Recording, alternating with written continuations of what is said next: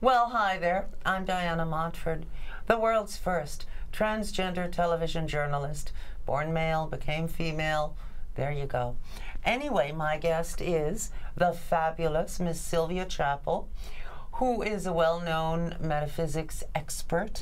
She is the chair of the New York City ARE, the Association for Research and Enlightenment, the Edgar Cayce Foundation, which has a new center now at 153 West 27th Street on the 7th floor. They are no longer on 30th Street. They are now on 27th Street, 153 West 27th.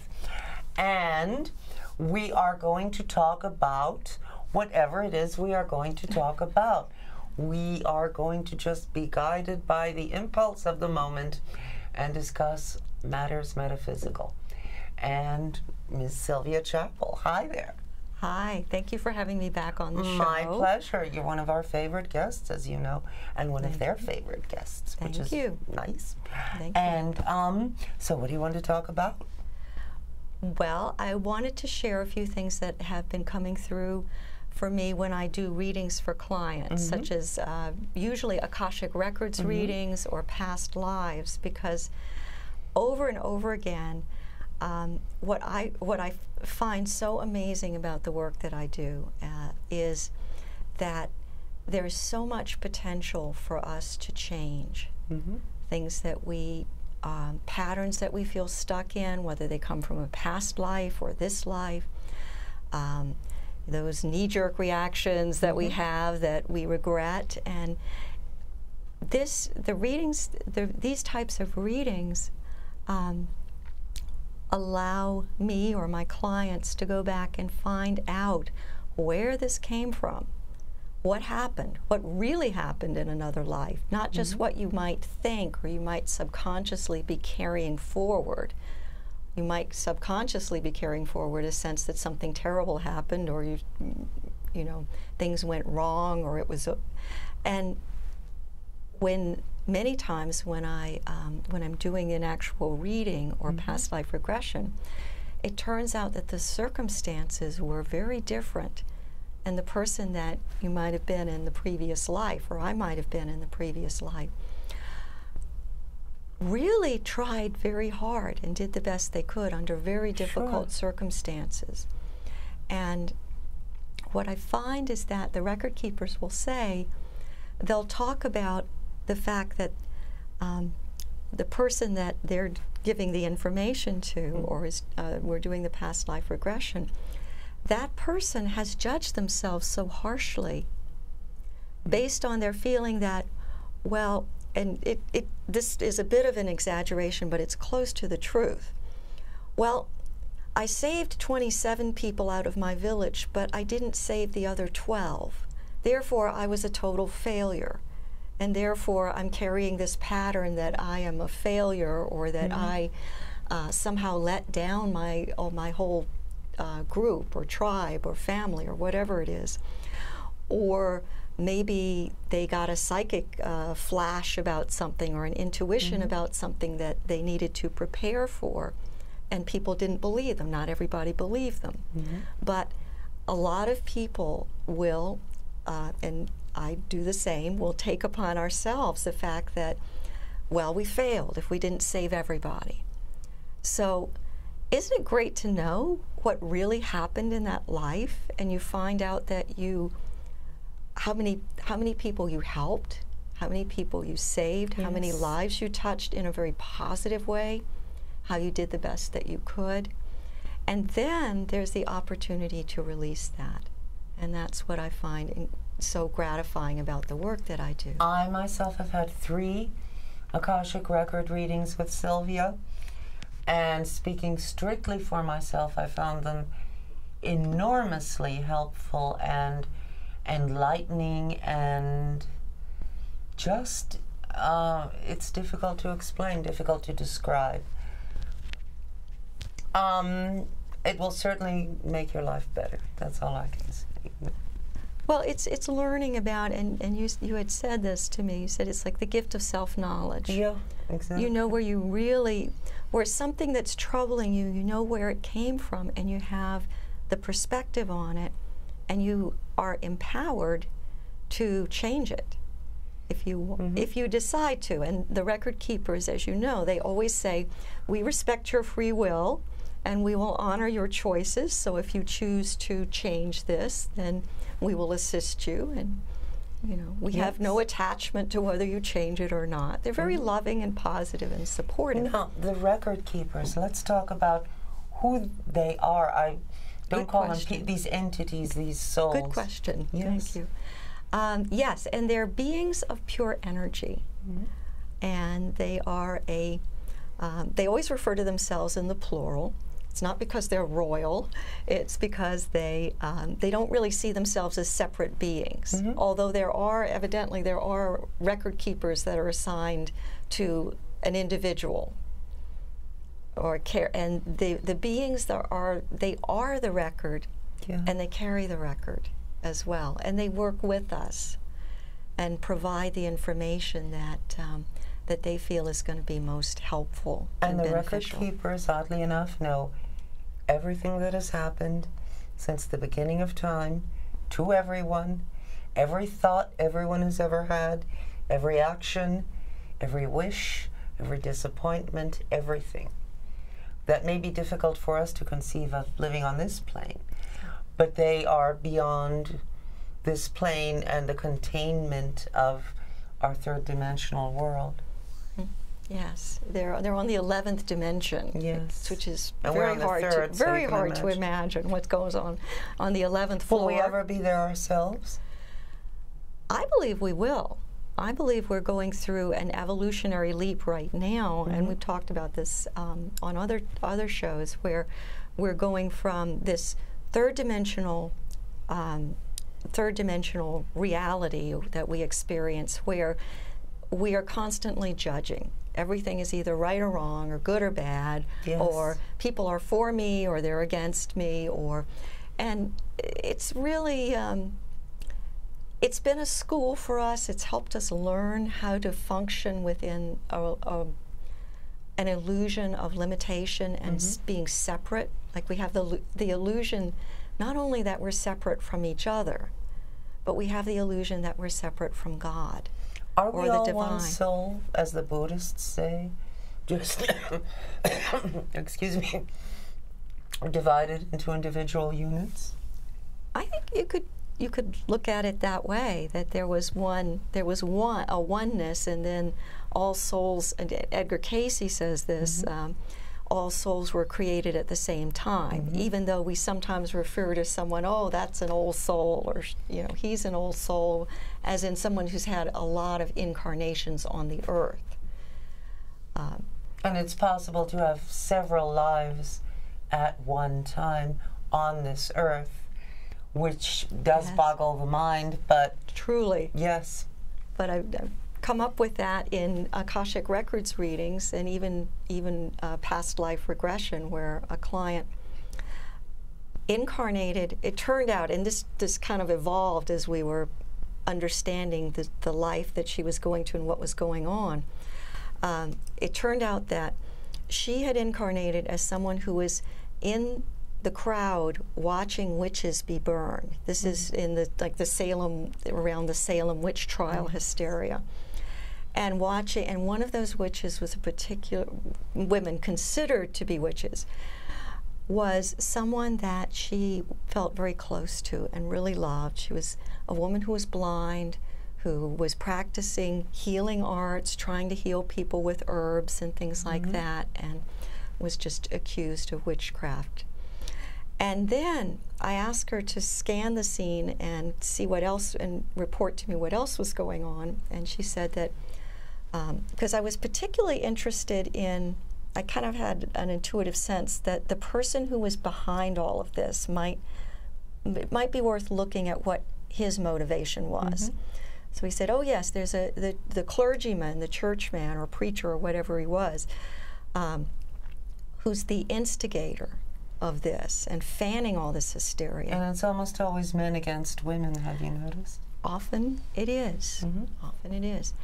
And so so it turned out, so I asked her to become aware of, I do a technique where I say, with past life regression, move into his mind and find out what he's thinking and feeling. And it's very useful, and it works.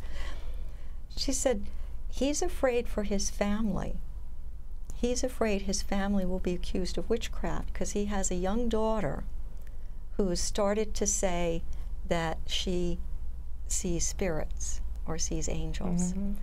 So he's trying to throw off suspicion from his family by being the zealot who goes and burns Not these unlike witches. those gay politicians who are closeted and make laws against gay people and other things, you know? Yes, it's a similar thing. So what was really astounding was that I asked her to, both of them, just to rise above the scene mm-hmm. and just to become aware of the bigger picture of, and she said, oh, that's another version of me. And I said, why? Why would you incarnate as two people? And she said, to give myself two chances to learn the lesson. What's the lesson? I had the obvious question. What's the lesson? Compassion. Uh-huh. Well, obviously, as the preacher, he was not learning that. So, did he ever, do you know if he ever repented of his witch hunting? Well, I used a technique that I learned from my teacher, Cav O'Kane, another teacher at the Edgar Cayce Center. And Maureen Saint-Germain, and Karen Francis, and some Joan Carroll, many wonderful people. Yes, excellent teachers and yes. healers there. Many more who escape me, so there are yes. many good. Anton Barashi, many people. Mm-hmm. Yes. So I use a technique that I learned from him, which is to go back in that, once you find out how the life unfolds and how it ends, mm-hmm. and then you ask I ask my client, I said, would you like to have made different choices? Well, the answer is usually yes. And so what I do is plant the suggestion, and of course my client's subconscious mind can respond to it or not respond to it. So I plant the suggestion, go back to the most important time in that life that set these events in motion. Mm-hmm. So she went back to a time when she was playing together with the man who became the preacher. They were friends when they were children. And they were both the same soul in two different bodies. Yes, exactly. And so what happened was that they were starting to share that they had seen spirits mm-hmm. or angels. And they weren't quite sure what to make of it because nobody had told them yet that that was wrong. Or maybe they'd heard some rumblings about that. They just weren't sure. They were kids. They were innocent.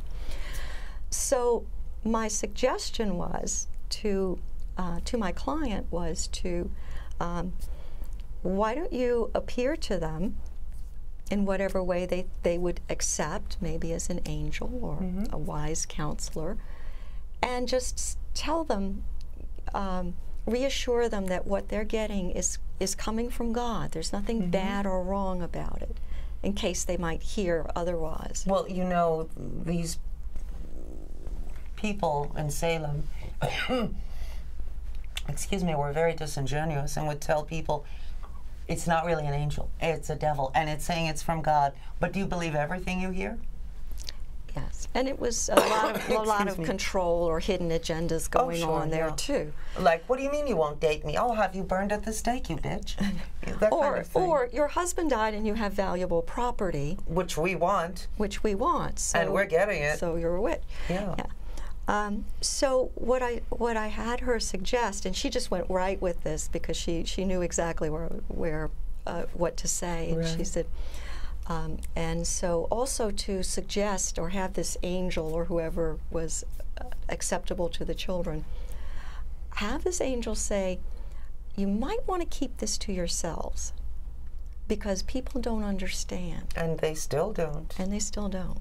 So that was good advice, and that changed the way the whole life unfolded for both of them because they ended up not having to persecute. He ended up not having to persecute witches, but to each of them realized that these abilities or talents, if they were properly used, there was nothing wrong with them. But they needed to be kept quiet because there was that hysteria going on in other towns. So it turned out that when they got to the same point in that life where they had had the witch burning, guess what they were doing? Saving witches from being burned. Absolutely. You must have been there. You are so psychic. Woo! Anyway, now there's a story, and we only have a few minutes. You have a client who went back in time. He had been a gunslinger in the Old West. He killed people, and he didn't want to be that. So you took him back in time, and he changed his life then, which had an outcome on this life now. You know what I mean? Yes, I know maybe we should mention his name because it's very personal. Yeah. But he yes, it did, and the life changed completely. He became a prominent businessman in San Francisco, I think.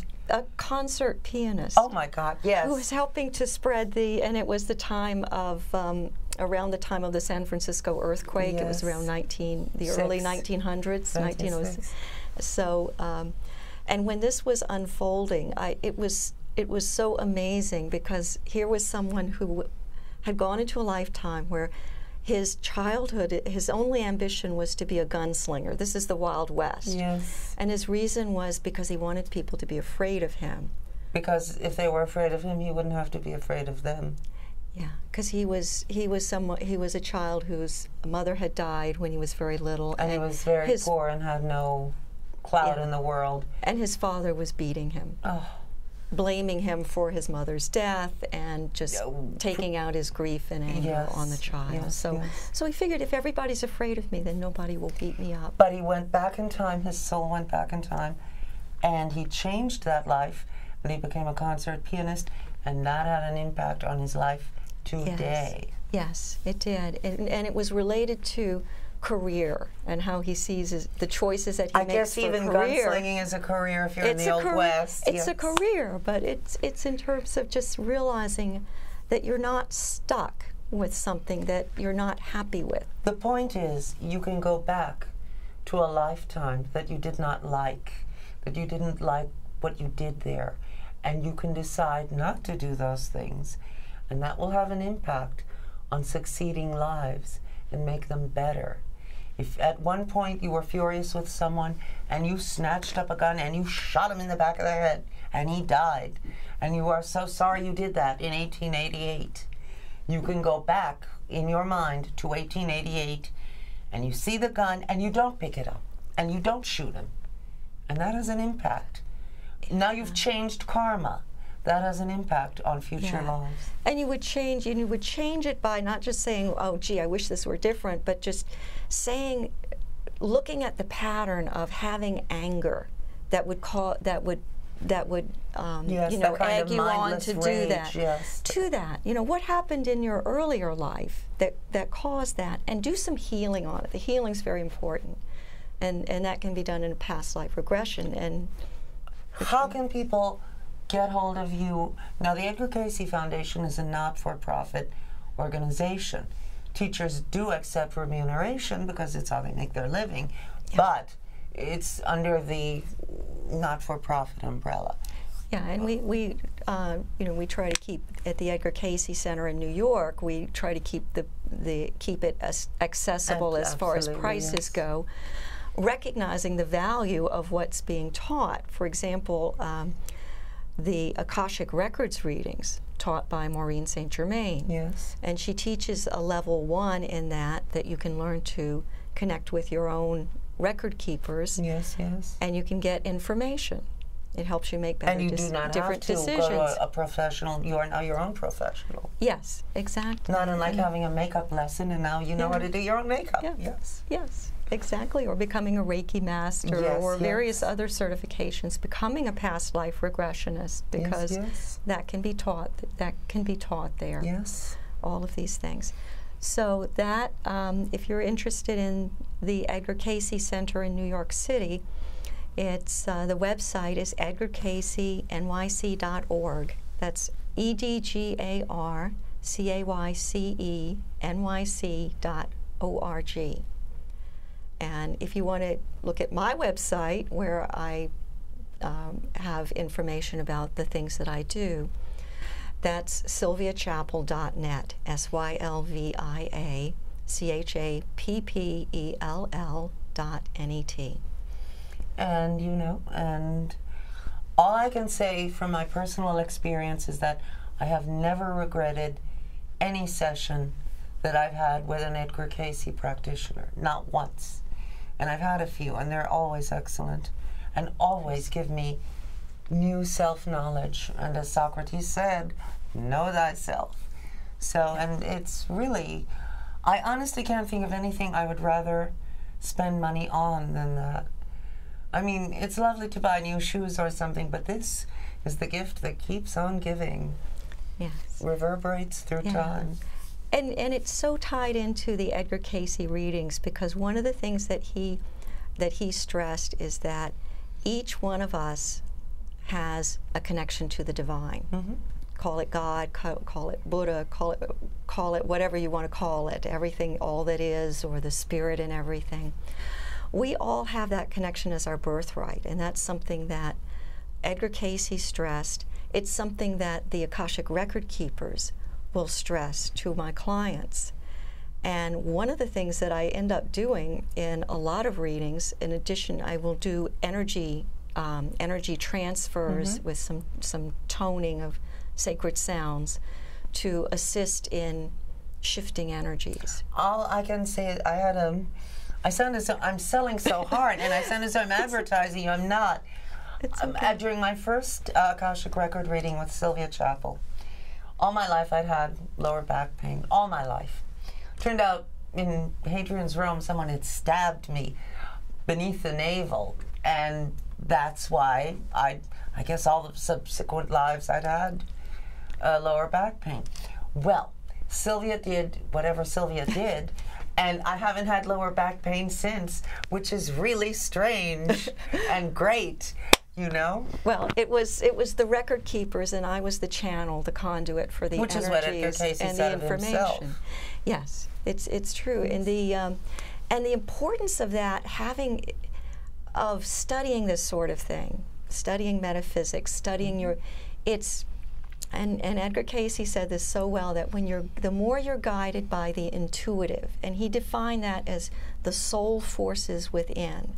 That's still little small voice inside you. Yeah. And we all have that spark of the divine. Unless, of course, you're schizophrenic. Don't listen in that case. You know? Well, it would be important to know what it feels like, what it feels like, and the type of guidance that you're getting. Well, Joan of Arc today would be diagnosed as a schizophrenic, so she would, and you know. So I mean, what's schizophrenia? What's the divine? You know. Well, it's important to be able to discern that, and the way to discern it is to use that faculty. It's an ability. It's like if you're a singer and you want to sing a certain technique, you need to practice and use whatever basic ability you have, and practice in ways that are the highest use of that ability. But it's like a muscle. You can expand it and make it stronger. Yes. You can take a kernel of ability and become the Meryl Streep of metaphysics, you know? Yes. Well, if you work at it, you can practice that, and it also helps to find teachers who are doing this from a point of view of integrity and helping you. So it's because there are those in the metaphysical world who want clients or students to be dependent upon them. And that's very sad, yeah. And that's replicating the pattern of many organized religions where there has to be a go-between. You can't connect with the divine. Well, what the record keepers and what all of our great spiritual teachers say is we are a spark of the divine. So we have as our birthright to connect with that. Yes. Oh, I was just going to say one other quick point. So a lot of the times in Akashic Records readings, the energy transfer part of it is specifically designed to strengthen that connection or to clear any blockages. For if you think of someone who is hanged for being a witch, there might be a blockage in the throat in expressing your speaking your truth. I may at some point have died on the guillotine or something. Guillotine. En inglés, ¿cómo se dice? Guillotina, no. Guillotine, that's how they say it here. Okay. When I get lost in thought as I'm listening to Sylvia, my English just glides away. It's awful. I can't speak English. But anyway, Spanish is my native language, in case you're wondering. I was born in the U.S., but I learned Spanish before English. So anyway, now if people want to contact you again, can you give your contact information? Yes, my website is sylviachappell.net, SylviaChappell.net, and the phone is 347-564-5600. And if you'd like to find out how to get in touch with anyone at the Edgar Cayce Foundation for, say, healing or whatever. Or sessions or workshops. Sure, whatever. The Edgar Cayce Center in New York, I just want to make it, the distinction, because there's the Edgar Cayce Foundation and headquarters is in Virginia Beach, Virginia, and we're the New York affiliate of that. And quite independent from Virginia, I might add. Although we certainly respect their work. Of course, yes. So that is edgarcaycenyc.org, EDGARCAYCE Okay, great.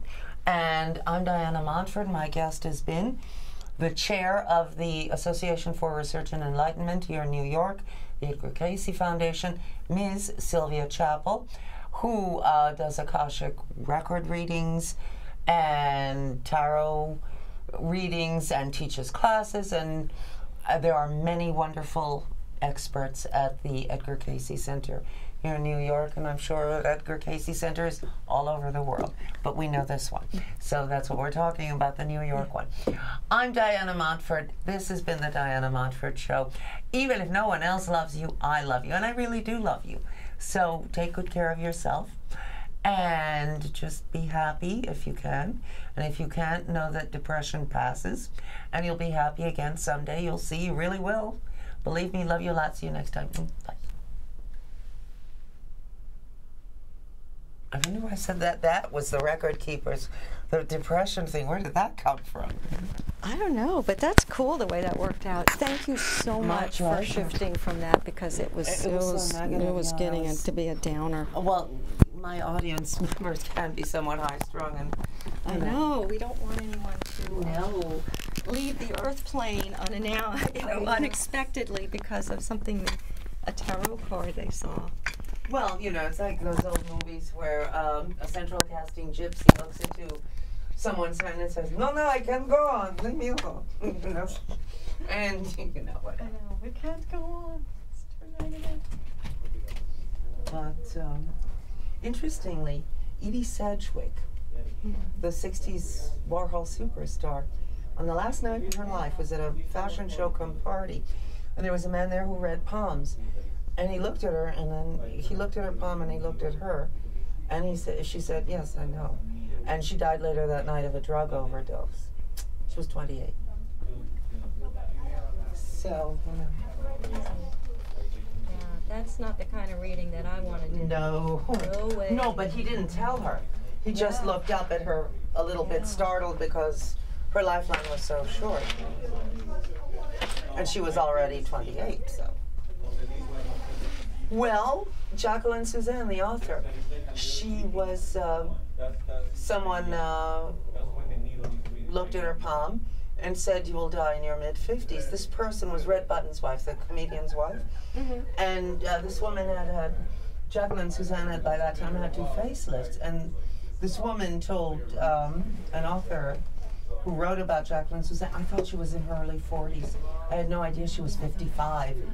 And I was telling her that she would probably die at 56. And don't forget the lovely brochures, unless you want to leave in here. I don't know what you want to do. Did you want me to, I asked Kev to bring a few of them in case you did want to leave any here. Let's ask, because this would be wonderful for people. If they want to, that would be fine. If not, I'll carry them back and we'll give them to somebody else. Yeah, are you not doing it now? This is an offer. Yeah. Oh, I love that. I'm not for profit organization. Okay, so you just want to save it. File save as? I just saw it on TV in your ad. Sister talk. Yeah, but you're not going to do that tonight because you didn't actually. The head of the Edgar Cayce Foundation in New York, this is Elvira.